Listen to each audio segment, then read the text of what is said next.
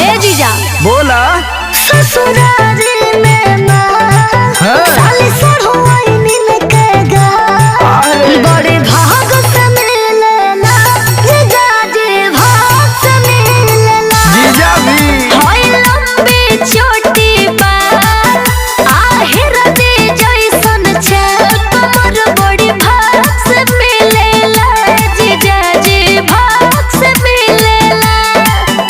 अभी तो जीजा जी गाँव के हमारे सब सखी सहेली मिलल चाहते और अब जाए फौहाल है। अरे साली जी फिर कबो आई त सबके लपेट ले। तू तो हमारे बारे में जानते हो।